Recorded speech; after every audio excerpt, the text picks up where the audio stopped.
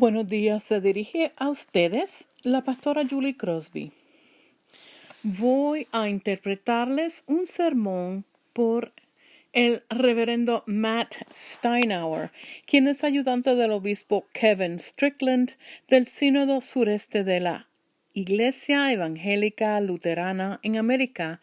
Este sermón es para el sexto domingo de Pascua del año A.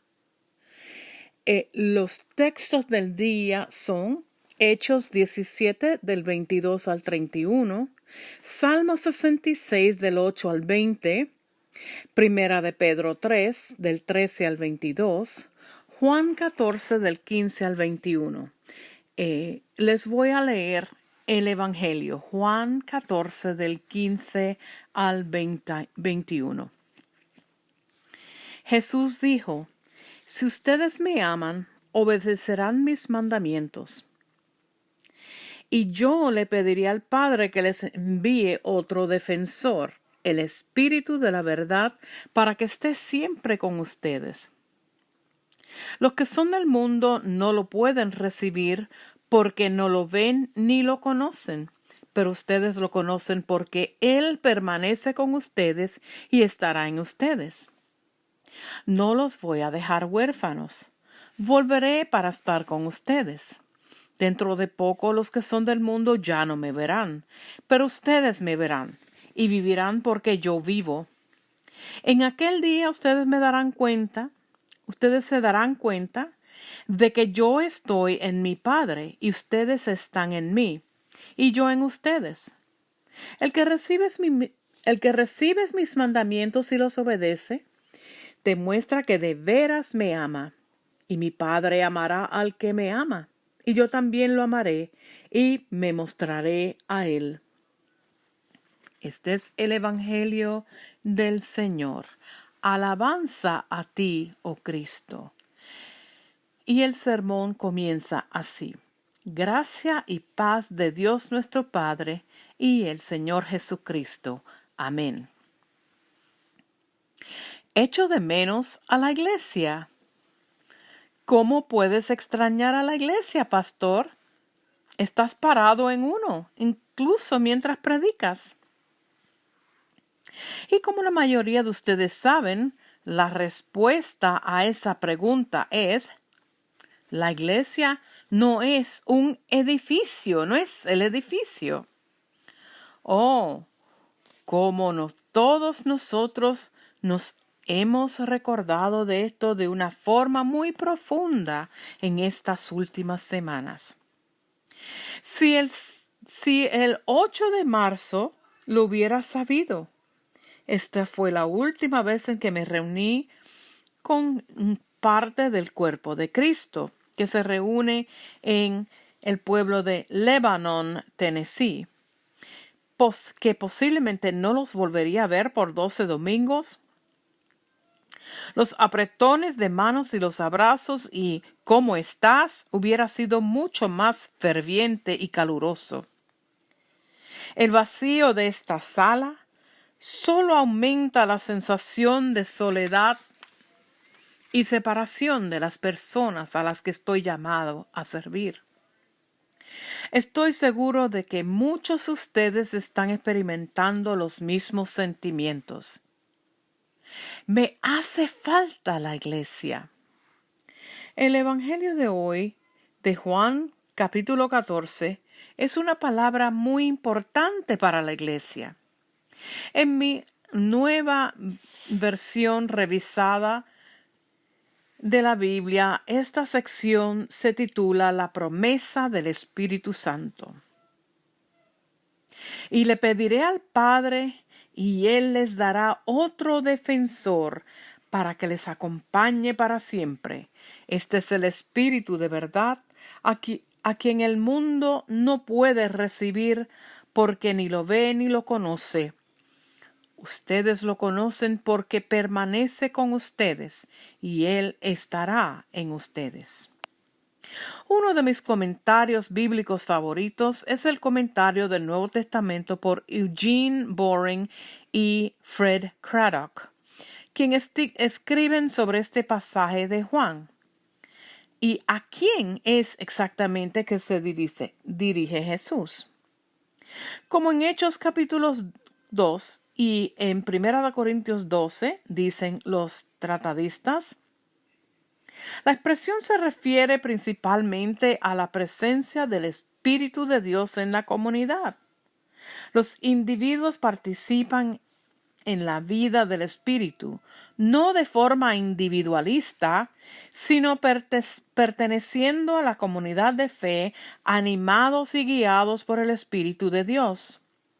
Los pronombres y las formas verbales están en el plural, en todas partes. Quiere decir que los 14 eres en solo 7 versículos del pasaje del Evangelio de hoy se refieren a la comunidad, a la iglesia. Este don del Espíritu es un regalo para la iglesia, es un regalo para todos nosotros y nosotras, juntos y juntas.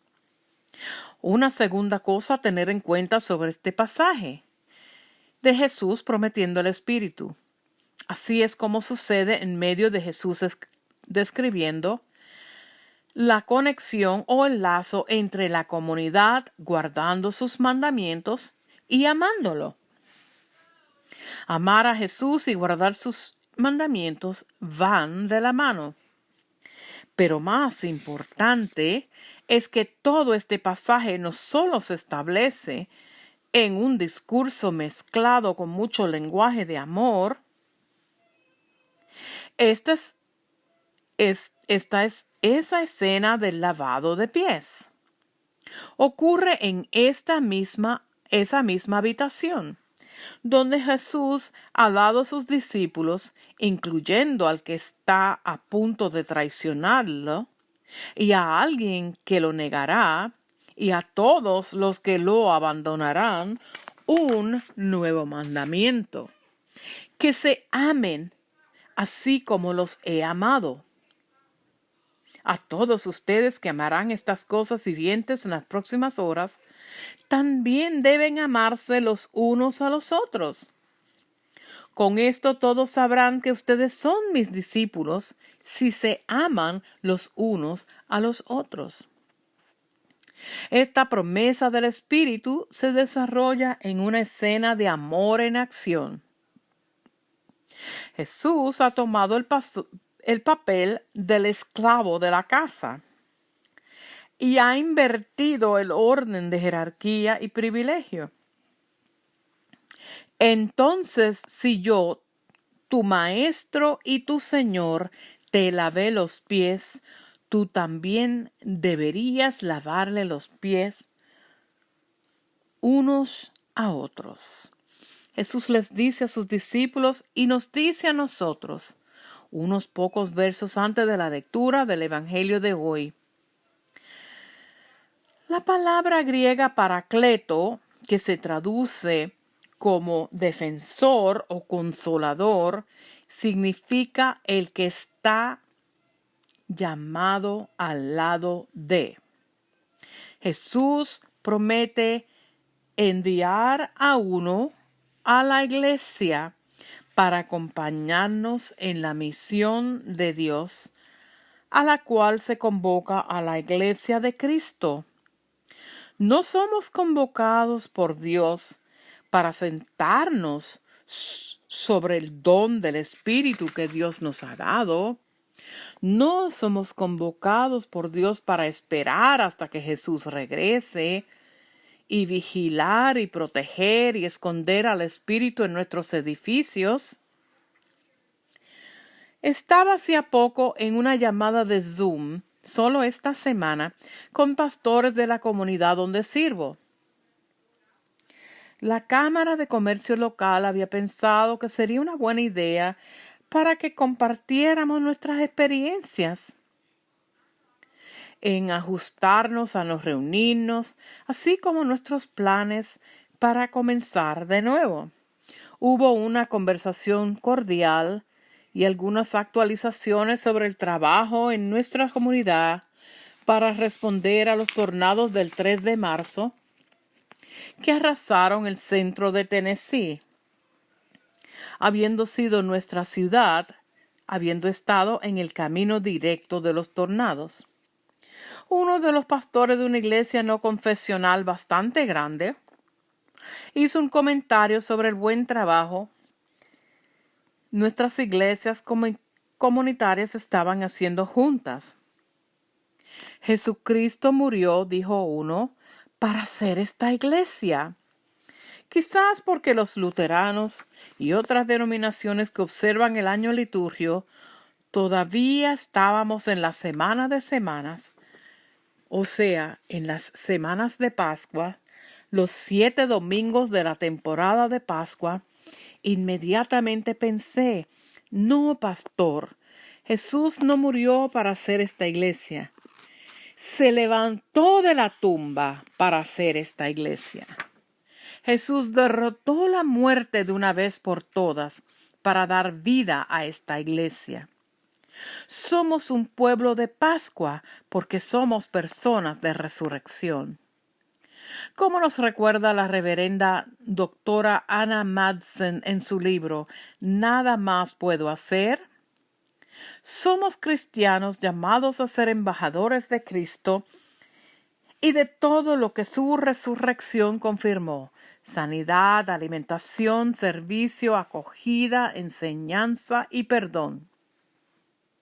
En otras palabras, este defensor que es nuestro regalo nos acompaña cuando nos oponemos a las circunstancias y sistemas que opriman y no dan vida, y encarcelan a los que Dios creó en amor a la imagen de Dios.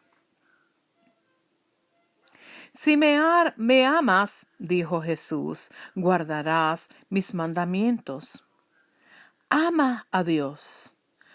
Ama a tus enemigos. Ama a tu prójimo. Amarse unos a otros de la misma manera que Jesús ha invertido el orden de jerarquía y privilegio cuando asumió el papel de sirviente.